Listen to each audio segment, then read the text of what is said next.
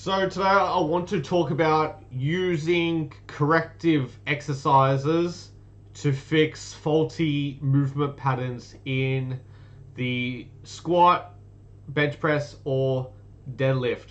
What I mean by this is, I'll give you an example. In a squat, we commonly see people get the knee cave in, and then we may feel that we have to do some special type of corrective exercise. For example, put a band around our knees and push the knees out to teach us not to, or to strengthen our glutes, so then we can stop this knee valgus.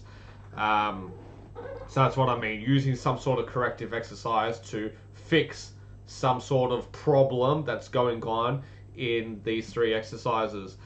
For me personally, I don't think I have ever used corrective exercises for someone to fix their faulty movement pattern.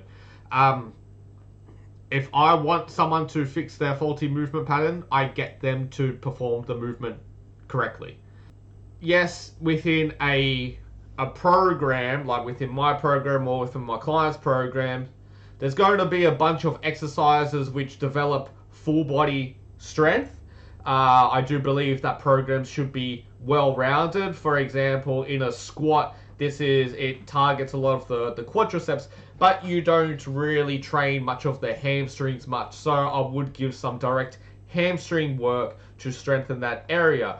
But in terms of what I was saying, corrective exercises to fix some sort of technique fault, which is happening in the movement, I don't think I have ever used these. Reason being is I have found from many years of coaching clients, or even just with my own training, performing the movement right usually fixes the problem. In some cases, we see this form breakdown as well when we reach a certain load threshold. So, for example, in a deadlift, you might be able to do 120 kilos and keep your back in extension, keep super tight. But then once you get to like 127 and a half, you just can't hold that back extension, and you're just getting, more rounding than what looks safe, I guess we can call it. In this scenario, again, I'm not going to give some sort of back strengthening exercise to help them deadlift 127 and a half kilos. We're just not going to deadlift 127 and a half kilos right now. We're going to go back to that 120, and we're going to slowly increase the load upwards from there. Because basically we're exposing ourselves to a stress. We're going to adapt to that stress. We're going to get a little bit stronger, and then over time, it's likely going to allow us to hold that good technique under that heavier load. So it might just be the fact that you're not strong enough to hold your technique under that heavier load. So we'll make smaller increments. In most gyms, the smallest plates that they have is the 1.25 kilos. So each time you add it, that's going to be a 2.5 kilo increase to work upwards.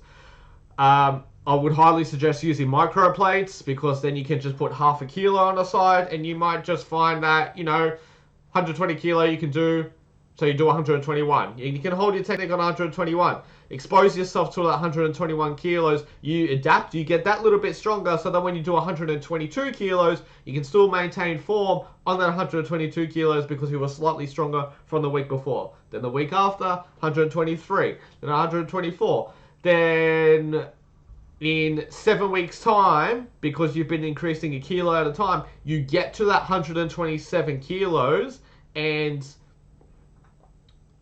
magic happens. You can hold your technique at 127.5 kilos or 127 kilos because you have adapted to that movement or to that stress, and now you can hold technique under that heavy load that you previously couldn't hold. If I was going to use some sort of corrective exercise, it is going to be It's usually a movement which encourages the problem. What I mean by that, if someone is rounding their back in a deadlift, well, I need to teach them to not round their back in the deadlift anymore. So a movement which can kind of encourage rounding their back is doing a pause deadlift, because obviously it's going to be a lot harder if you're pausing just below the knees. Then that's going to really want your body to round your spine. So you're going to have to work really hard to hold your back extension in that movement. And why I like these type of this type of approach, because it punishes bad movement, but it rewards good movement. So I feel it gets a person better in tune of how their body feels when they're performing that movement. Some people don't even realize that some sort of technical fault is going on. It might feel really good to them, but then they watch a video back, like, oh, I didn't even realize that I look like that when I was doing the movement. So they're just not aware. They just can't feel their body is moving into a position to which we don't want them in. So then I will use these type of movements so they can feel when they are doing the movement wrong, and they get rewarded because it kind of, as I said, it amplifies that problem. If you're holding the bar just under your knees, you're going to feel your back rounding, and you're probably going to get a sore lower back if you don't do it properly. So that is the type of corrective exercises that I will use. Something that mimics or kind of isolates the problem area of the lift. I'll give you one more example. Let's say when someone's doing a squat, they get to the bottom and their hips shoot up and they forward fall before they come up again. In that, we can use a pause squat. If they get it wrong and they fall forward after the pause, it's going to really amplify that hip shoot up and their chest falling forward. But if they get it right, well, they'll be rewarded with not falling forward. So again, with that pause squat, it's kind of isolating that issue, so it can make the person more aware of that problem spot of the movement. What if someone can't even do the movement? Like, what if they can't even do a bodyweight squat, which is common. If you get someone who's never lifted before and they're very, very weak, maybe an elderly person who's been sedentary for their entire life, and they're just not physically strong enough to squat their own body weight, then I will work backwards from that main movement. So the squat is where we want them to be. So what's the closest thing that I can make them do a step before that squat? It might be a partial depth squat, might be a quarter squat.